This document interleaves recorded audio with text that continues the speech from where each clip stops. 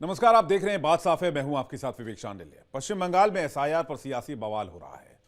राज्यपाल और तृणमूल कांग्रेस के बीच एसआईआर को लेकर शुरू हुआ विवाद अब नेक्स्ट लेवल पर पहुंच गया है। बम बंदूक से निकली बात राजभवन की तलाशी तक पहुंच गई है। डॉग स्क्वाड की टीम राजभवन के अंदर हथियारों की तलाशी ले रही थी। जब ये जांच पड़ताल चल रही थी तब राज्यपाल सीवी आनंद बोस भी वहीं मौजूद थे। चेकिंग के दौरान कई कैमरे से वीडियो बनाया जा रहा था। मित्रों, ये तलाशी सरकार ने नहीं बल्कि राज्यपाल सीवी आनंद बोस ने खुद करवाई थी। इसकी वजह टीएमसी के सांसद कल्याण बनर्जी हैं।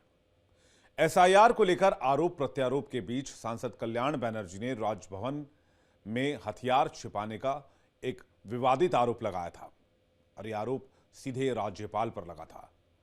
कल्याण बनर्जी ने कहा था कि राजभवन में बीजेपी के अपराधियों को पनाह दिया जा रहा है, वहां से हथियार गोला बारूद बांटे जा रहे हैं। इससे राज्यपाल काफी नाराज हो गए। वो अपना दौरा छोड़कर वापस लौटे। सुबह 5 बजे से ही राजभवन के दरवाजे खोल दिए ताकि तृणमूल सांसद, नेता या फिर कोई भी हथियारों की जांच कर सके।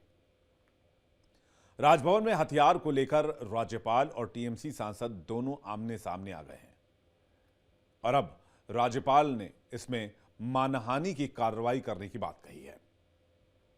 राज्यपाल और टीएमसी के बीच यह विवाद कोई पहली बार नहीं है। यह टकराव लंबे समय से चला रहा है। इस बार एसआईआर को लेकर यह टकराव नेक्स्ट लेवल पर जा पहुंचा है। राज्यपाल एसआईआर का समर्थन कर रहे हैं जबकि टीएमसी एसआईआर के विरोध में खड़ी है। टीएमसी का आरोप है कि यह अदृश्य चुनावी धांधली है, तो वहीं बीजेपी कह रही है ममता बनर्जी और उनकी पार्टी घुसपैठियों को बचाने के लिए, अपने वोट बैंक को बचाने के लिए एसआईआर का विरोध कर रही है। राज्य में पिछले 12 दिनों से एसआईआर चल रहा है। वोटर वेरिफिकेशन किया जा रहा है। इस बीच कई जिलों से अलग अलग तस्वीरें सामने आ रही हैं जिसमें लोगों को पलायन करते हुए देखा जा सकता है। कहा जा रहा है कि अवैध रूप से रह रहे बांग्लादेशी घर छोड़कर भाग रहे हैं। वोटर वेरिफिकेशन शुरू होने के बाद उनमें डर है। डर इस बात का है कि अगर उनका नाम वोटर लिस्ट में नहीं आया तो उन्हें गिरफ्तार कर लिया जाएगा। इसी डर से वापस लौट रहे कई घुसपैठिए पकड़े भी गए हैं। लेकिन बड़ा सवाल है एसआईआर को लेकर डर से जुड़ा हुआ। टीएमसी कह रही है कि यह डर आम लोगों में भी है। बात तो सही भी है, क्योंकि बंगाल से आ रही तस्वीरें बता रही हैं कि इसका असर आम लोगों पर नहीं हो रहा है। इसका असर उन लोगों पर हो रहा है जो बांग्लादेश से पश्चिम बंगाल में आकर अवैध तरीके से रह रहे हैं। बांग्लादेशी डर कर भारत से पलायन कर रहे हैं। बॉर्डर पर अफरा तफरी की स्थिति बनी हुई है। भयंकर भीड़ है। बीएसएफ ने सिचुएशन को कंट्रोल किया हुआ है। पश्चिम बंगाल में अवैध रूप से रह रहे एक बांग्लादेशी नागरिक को भी शुक्रवार रात ही गिरफ्तार किया गया था। पुलिस ने शनिवार को जानकारी दी कि बांग्लादेशी नागरिक राज्य में चल रहे एसआईआर के डर से कथित तौर पर अपने देश लौटने का प्रयास कर रहा था। इस दौरान उसे हिरासत में ले लिया गया। पुलिस का माने तो गिरफ्तार व्यक्ति की पहचान 28 वर्षीय दुर्जय रॉय के रूप में हुई है। युवक को शुक्रवार रात उत्तर बंगाल के कूच बिहार जिले के हल्दीबाड़ी से गिरफ्तार किया गया। पुलिस के मुताबिक युवक ने यह भी कबूल किया है कि वो 4 साल पहले अवैध रूप से भारत आया था। भारत में रहने के दौरान उसने कथित तौर पर जाली दस्तावेजों के आधार पर आधार कार्ड और पैन कार्ड बनवा लिया। अधिकारियों के मुताबिक उसे स्थानीय निवासियों ने शुक्रवार दोपहर से सिंजरहाट इलाके में घूमते देखा और उस पर शक गहराया। सूचना मिलने पर दीवानगंज चौकी की पुलिस मौके पर पहुंची। तब दुर्जय से पूछताछ की गई तो उसने स्वीकार किया कि वो बांग्लादेश का रहने वाला है। इसके बाद पुलिस ने उसे गिरफ्तार कर लिया और दीवानगंज चौकी ले गई।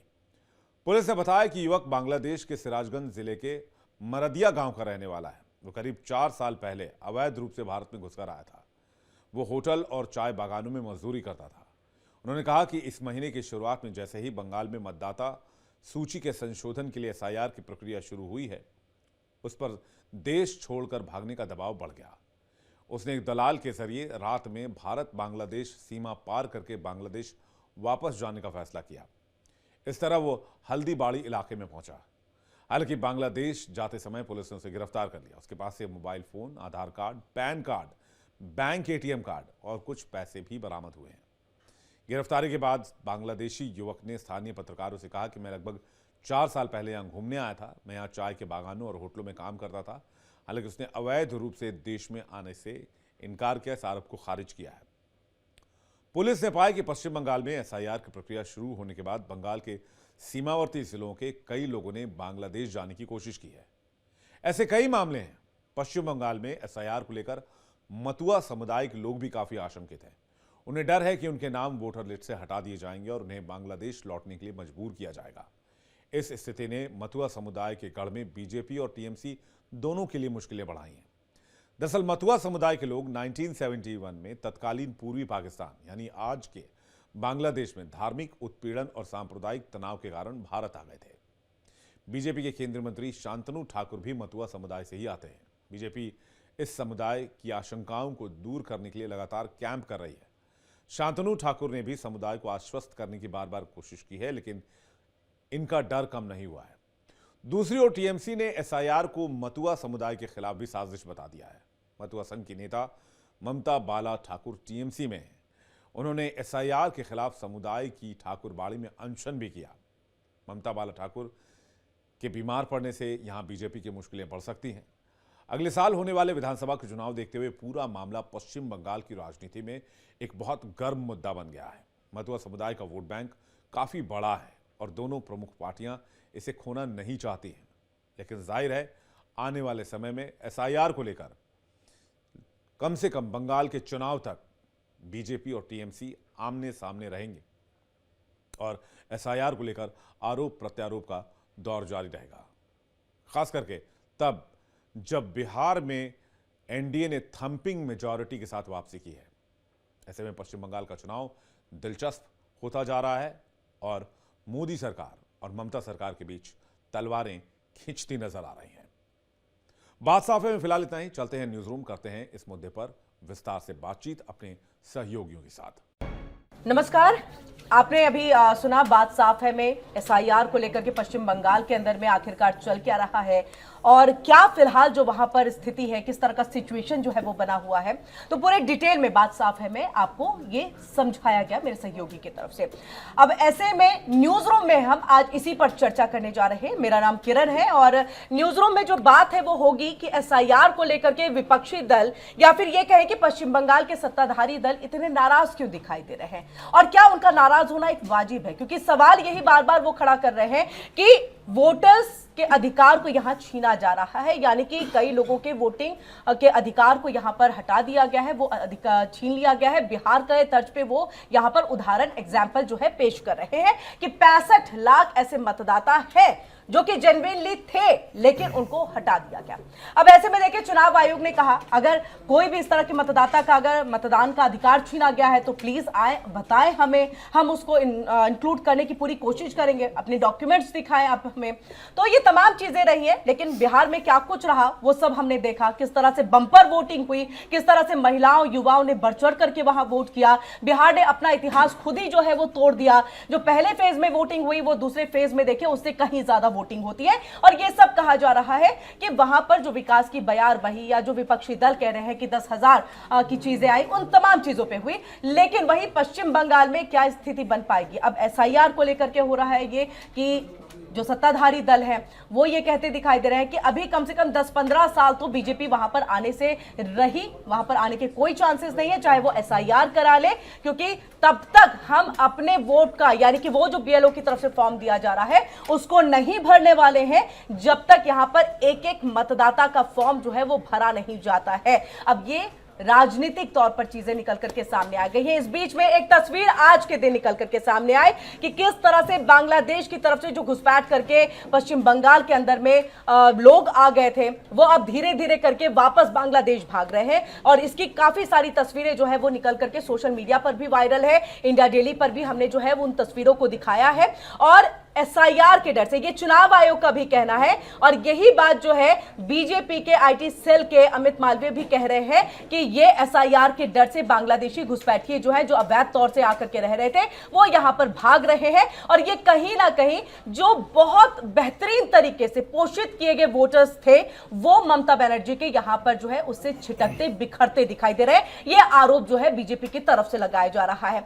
ये तमाम चीजें रही, लेकिन वही ममता बनर्जी या फिर ये कहें कि तृणमूल कांग्रेस का ये कहना है कि ये एसआईआर की जो प्रक्रिया है वो कहीं ना कहीं हमारे वोटर्स को जो है काटने की प्रक्रिया है, ये बिल्कुल सही तरीके से नहीं है। प्रोसेस में वो वहां पर कमी बता रहे हैं। वो बता रहे हैं कि चुनाव आयोग स्वायत्त संस्था जरूर है, संवैधानिक संस्था जरूर है, लेकिन कहीं ना कहीं वो अपने बलबूते काम नहीं कर रहे हैं, वो बीजेपी की छत्रछाया में काम कर रहे हैं। तमाम आरोप ये सब कुछ यहां पर लगाए गए हैं। इसी पर हम चर्चा करेंगे। बाकी मेरे सहयोगी भी मेरे साथ जुड़े हुए हैं। मीनाक्षी, बिल्कुल, सबसे पहले तो ये बता दें कि एसआईआर को लेकर के बाकायदा इलेक्शन कमीशन की तरफ से एक प्रेस कॉन्फ्रेंस की गई थी।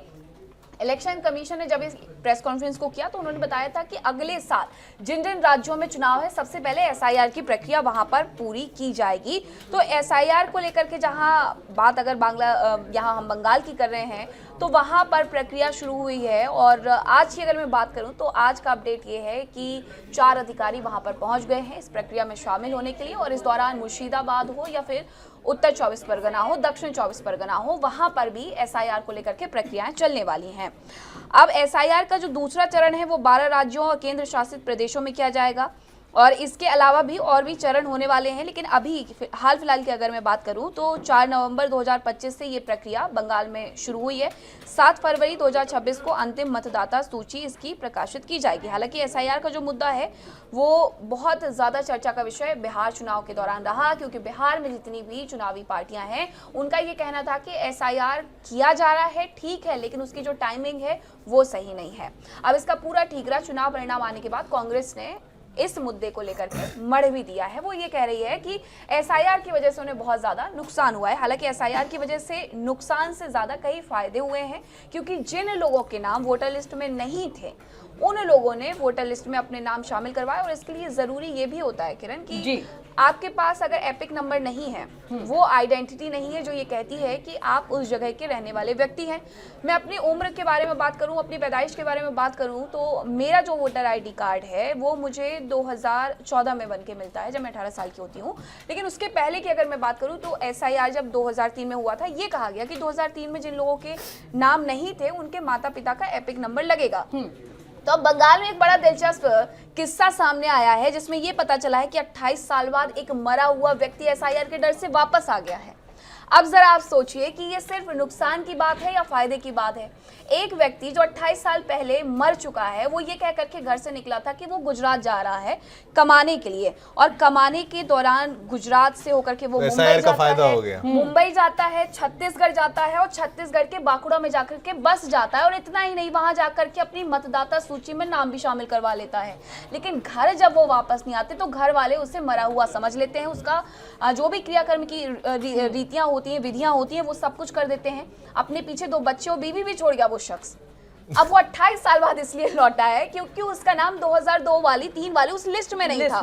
अब उसे अपने मम्मी पापा, अपने मदर फादर का एपिक नंबर चाहिए ताकि वो ये प्रूफ कर सके कि वो मरा नहीं है, वो जिंदा है, किसी और स्टेट में जाकर के बस गया था। तो ये तमाम चीजें हैं। और इसके साथ साथ जो सबसे बड़ी बात होती है बंगाल में घुसपैठ की। अब उस घुसपैठ के दौरान की जो तस्वीरें आ रही हैं, हालांकि कुछ फाउल वीडियोस हैं वो वायरल हो रहे हैं, लेकिन जो तस्वीरें आ रही हैं वो ये बता रही हैं कि अब एसआईआर के डर से जो अवैध अप्रवासी लोग थे, जो घुसपैठिए थे, उन्होंने उस जगह को छोड़ना शुरू कर दिया। शिवा, बिल्कुल, बड़ी अच्छी ये खबर आपने बताई कि व्यक्ति वापस भी आ रहा है कि अगर एसआईआर हो रहा है आप कंटिन्यू करेगा। मीनाक्षी की एक बात पे मुझे थोड़ी सी चीज है कि जो कहा कि एक बेनिफिट यहाँ पर हुआ, एक मरा हुआ व्यक्ति जो है वो जिंदा हो गया यहाँ पर। मुझे लग रहा है जिस पार्टी को वो वोट देगा उसको ज्यादा फायदा होगा। तो ये बेनिफिट उस पार्टी के लिए होने जाएगा जिसमें वो शख्स जो है जाकर के अगर वोटिंग करता है, अगर वो बंगाल से ही करता है, ममता बनर्जी के इसमें करता है, तो ममता बनर्जी के लिए बेनिफिशियल हो जाएगा। तब तो मुझे लग रहा है वो एसआईआर का गुणगान कर सकती हैं, और नहीं तो फिर समझिए कि जो विरोध है वो और ज्यादा चरम पर होगा। शिवम, ठीक है, बिल्कुल, मैं वही कह रहा हूँ, बहुत इंटरेस्टिंग फैक्ट्स हैं और ये सारी चीज़ें होती हैं अगर एसआईआर होता है। इंटेंसिव रिवीजन है, रिवीजन तो हर बार होता है लेकिन स्पेशल इंटेंसिव रिवीजन कभी कभार होता है। पश्चिम बंगाल की भी बात करेंगे और साथ ही साथ ये भी बताएंगे कि बिहार में क्या हुआ था। देखिए, सबसे पहले बड़ी बात है कि विपक्ष अब इसको लेकर रोना रो रहा है और आज भी कांग्रेस की बैठक हुई है। मल्लिकार्जुन खड़गे और तमाम सीनियर इनके अधिकारी कह लीजिए, इनके नेता कह लीजिए, वो चर्चा कर रहे हैं और इसको लेकर रणनीति बना रहे हैं एसआईआर को लेकर कि इस पर क्या किया जाना चाहिए आगे।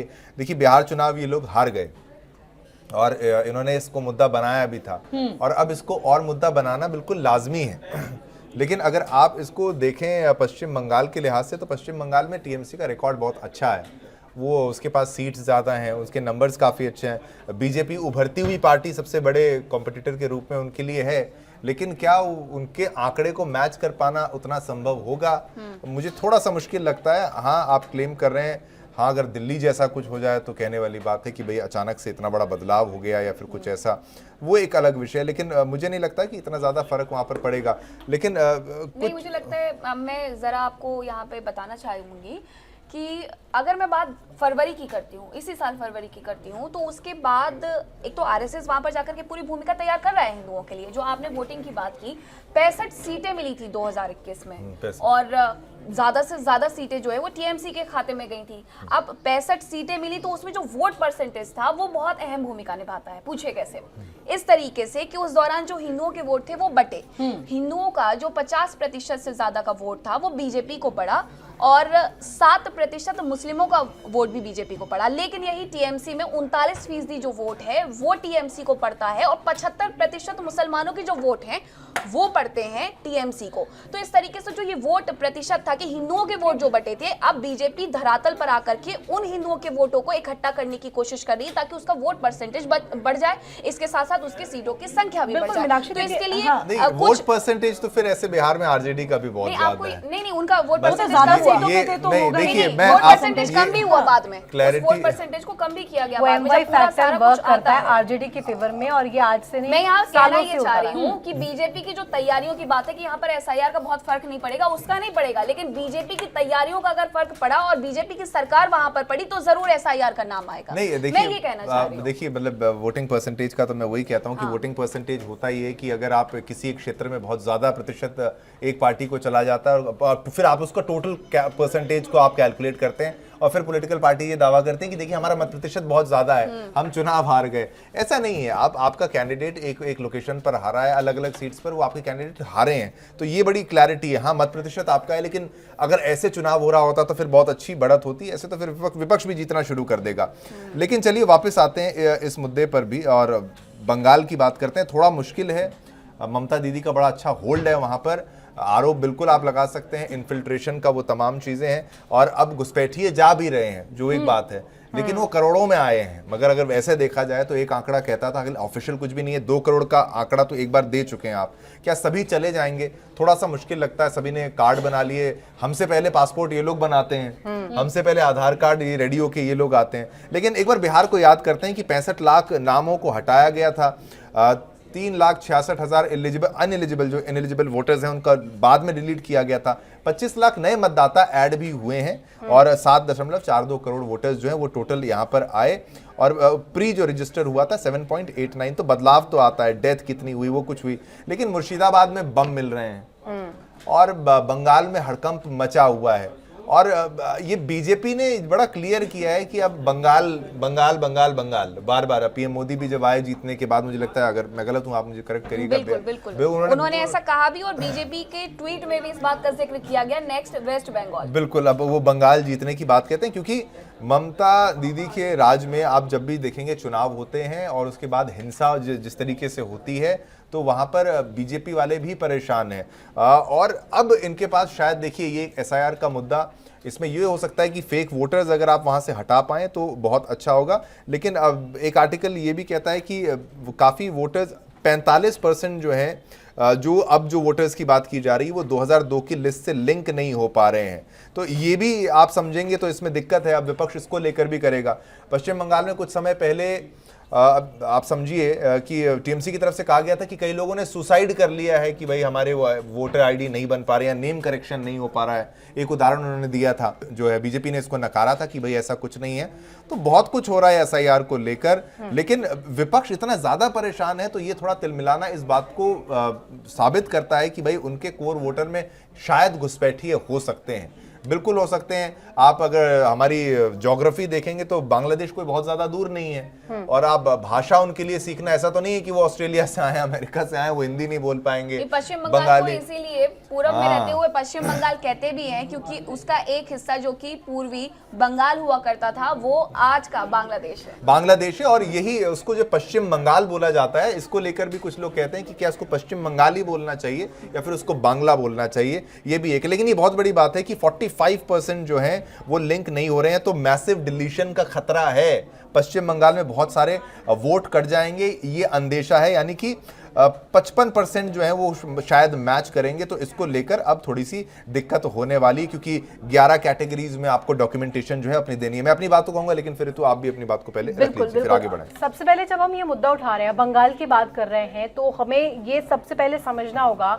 कि बंगाल में दीदी हैं, ममता बनर्जी हैं, जो कि कहा जाता है एक पूरा, अगर वोट पोलराइजेशन की बात की जाए, मुस्लिम वोट्स को किस तरीके से अपने पाले में रखना है, यहाँ तक कि अगर हम कहें बिहार की स्थिति आप गिनवा रहे थे शिवम, लेकिन बंगाल की स्थिति आप देखिएगा, ममता बनर्जी यानी कि टीएमसी जो है अभी तक क्लेम करती आई है कि वो इंडी गठबंधन का हिस्सा नहीं है, और अकेले अपने बूते पर बंगाल में अभी जिस तरीके से होल्ड ममता बनर्जी की है, आप उसे डिनाई नहीं कर सकते। और क्योंकि एसआईआर का फैक्टर, जब आप बिहार को लेकर के जिक्र कर रहे थे, इसमें एक चीज बहुत इंपॉर्टेंट समझनी हो जाती है, वो ये कि क्या बंगाल में एसआईआर की जो राह है वो उतनी ही आसान होगी जितनी बिहार में थी। और ये राह इसलिए भी मैं पूछ रही हूं क्योंकि जैसा कि मीनाक्षी और शिवम आप दोनों ही जिक्र कर रहे थे, वो ये जिक्र था कि जब मुख्यालय पहुंचे हुए थे, बीजेपी के ऑफिस पहुंचे हुए थे प्रधानमंत्री जीत के बाद, उन्होंने सीधे सीधे कहा कि नेक्स्ट वेस्ट बंगाल। तो ये वेस्ट बंगाल वो सिर्फ कहते हुए नजर नहीं आए, यहां तक कि मैं ये स्पष्ट भी कर दूं, दर्शक देख रहे हैं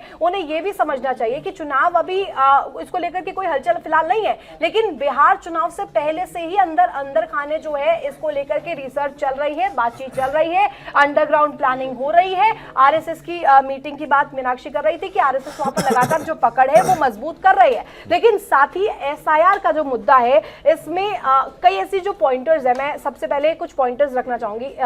इसमें डेमोग्राफी चेंज जो है सबसे इंपॉर्टेंट हो जाता है। डेमोग्राफी चेंजेस किस तरीके से वहां पर आ रहे हैं, क्योंकि बांग्लादेश से सटा हुआ ये राज्य है, लिहाजा यहाँ से जो बांग्लादेशी आ रहे हैं, जो इमिग्रेंट्स आ रहे हैं, ये एक इंपॉर्टेंट पॉइंटर है। रोहिंग्याओं को दरकिनार नहीं किया जा सकता, रोहिंग्याओं को आप इग्नोर नहीं कर सकते जो म्यांमार से आ रहे हैं। ऐसे में आइडेंटिफिकेशन एक बहुत बड़ा टास्क है। आइडेंटिफाई कैसे कीजिएगा, क्योंकि इनके पास, जैसा कि आपने कहा कि सबसे पहले डॉक्यूमेंटेशन होता है, चाहे वो बात वेरिफिकेशन की हो। तो मुझे लग रहा है जब ये आते हैं तब इनके पास कोई डॉक्यूमेंट नहीं होता, यानी ये बनाने का काम आपके राज्यों के अंदर में चीजें चल रही हैं, तो समझिए कितना बड़ा वहां पर जो है खेल चल रहा है। और ममता सरकार पर ये आरोप भी लगते हैं। बिल्कुल आरोप लगे, और ममता ने खुद इस चीज को जो है विधानसभा के अंदर में कहा था कि किस तरह से एक ही पहचान पत्र जो है वो वोटर आईडी कार्ड के लिए होनी चाहिए थी। ये तमाम बातें खुद मुख्यमंत्री ममता बनर्जी जब विपक्ष में थी तो उन्होंने इस बात को उठाया था, उन्होंने अवैध घुसपैठियों के मुद्दे पर वो रोई भी थी। ऐसी कई तस्वीरें जो है सामने आ चुकी है, लेकिन अब यही उनके लिए सबसे बड़ा वोट बैंक है।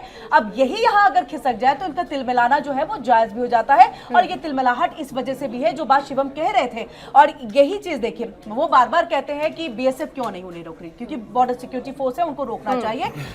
वहां पर अब जब अमित शाह ने 27 मार्च को लोकसभा के अंदर में इसी बात का जिक्र किया कि ये सवाल आप हमेशा पूछते हैं, आज इसका मैं जवाब दूंगा। 112 किलोमीटर करीब है जहां पर नदी नाले ऊंची नीची जमीन है, आप फेंसिंग नहीं कर सकते। 450 ऐसे किलोमीटर की जमीन है जहां पर फेंसिंग होनी चाहिए, लेकिन मुख्यमंत्री करने नहीं दे रहे। कुछ तालाब ऐसे हैं, कुछ ऐसे रफ टेरेन्स हैं, नहीं कुछ रफ टेरेन्स हैं जहां पर नहीं, 450 किलोमीटर पे करने नहीं दिया जा रहा है। नहीं, कई तालाब ऐसे हैं कि आधा भारत में और आधा बांग्लादेश में। हाँ, ये 112 किलोमीटर के अंतर्गत ही आता है। ये सारी चीजें जो नदी नाले ऊंची, इसमें एक और चीज ऐड ऑन करना चाहूंगी किरण जी, जो आपने कहा वो ये कि ममता सरकार पर जब आरोप लग रहे हैं इस तरीके के, जो इमिग्रेंट्स हो रहे हैं या फिर वो जो आ रहे हैं, उन्हें सहायता, उन्हें हेल्प किया जा रहा है, उन्हें एड किया जा रहा है एक तरह से अगर कहूं तो, इसमें सिर्फ ममता सरकार की या ममता बनर्जी या टीएमसी अकेले नहीं है, इसमें कई ऐसे दल भी है, वामपंथी जो दल है वो भी इसमें इन्वॉल्व है। खत्म है लगभग, एक टीएमसी उनकी लीडर बहुत ज्यादा है, जनाधार उनका नहीं है।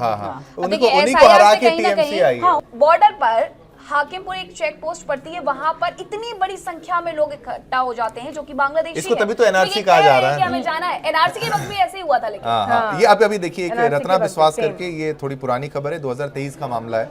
रत्ना विश्वास एक लोकल टीएमसी लीडर हैं और नॉर्थ 24 परगना में उन्होंने ये बाकायदा माइक पर बोला था, जो लोग बांग्लादेश से आए हैं वो जाकिर दा के पास जाएं और वो टीएमसी लीडर जाकिर दा जो हैं वो हावड़ा में, वो आपकी मदद करेंगे और उनके ऑफिस से कांटेक्ट करें। हम ये नहीं चाहते कोई भी वोटर जो है हमारा वो छूट जाए। तो बड़ा ओपन में हो रहा है, खुले में हो रहा है। फिर उसको बाद में डिफेंड करते हैं कि नहीं नहीं नहीं, ये तो बांग्लादेश से वैसे आए थे, ऐसे आए थे। तो ये सब स्ट्रगल तो ड्रामेबाजी। शिवम इसमें भी है कि कुछ ऐसे हिमायती भी हैं जो घुसपैठियों को सपोर्ट कर रहे हैं, हिमायती- राजनीतिक तौर पर उन्हें ममता संरक्षण दे रहे बनर्जी हैं। ने ये बोल दिया था कि हाँ। जब आपको याद होगा शेख हसीना वाला मामला आया था, तो उनसे सवाल जब पूछा गया था कि हमारे दरवाजे पर अगर कोई खटखटाता है तो फिर हम उसको सपोर्ट करेंगे, उन्हें बुलाएंगे, वेलकम करेंगे। हाँ। हम वो नहीं कर सकते, हम उसको मदद हमें करना हमारा जो एक तरीके से धर्म मत समझ लीजिए। सवाल तो इसको फिर लेकर एक भी सर्व, मुझे याद आ रहा है एक और चीज, सर्वधर्म सद्भाव एक रैली थी, उसमें उन्होंने कहा था मुसलमानों को, ये कहते हैं कि भाई आपको अल्लाह का वास्ता, आपको अल्लाह की कसम, अगर आपने बीजेपी आरएसएस को वोट दिया तो अब फिर आप आरोप लगाते हैं कि तुष्टिकरण की राजनीति बीजेपी करती वसुदेव है। कुटुंबकम का जो ये कहते हैं वसुदेव ना, वो कुटुंबकम ये हवाला इतना भी दे देते हैं। वसुदेव नहीं चाहिए, कुटुंबकम। सीधे सीधे वो तो वही कर रहे हैं ना, वोट कुटुंब इतना polarization। बड़ा नहीं नहीं चाहिए। नहीं नहीं, अब ये एक एक्चुअल में भारत देश के लिए- संसाधनों हाँ, पर भारतीयों का हक पहले है। और या तो ये फिर किसी बांग्लादेश और का वापस ज्यादा दो, हक हो जा रहा या है। तो बांग्लादेश वापस आ जाए, या तो हम मिला ले मिला लेते लेकिन अब पाकिस्तान। मिलाएंगे भी, कट्टरपंथी सोच के लोग ज्यादा हो गए हैं, तो वो भी मिलाना हमारे Delete देश के करके लिए ना बहुत उनको। ज्यादा खतरनाक वो हो चुका चैप्टर है। तो डिलीट ही एक तरह से हो गया है। बिल्कुल बिल्कुल,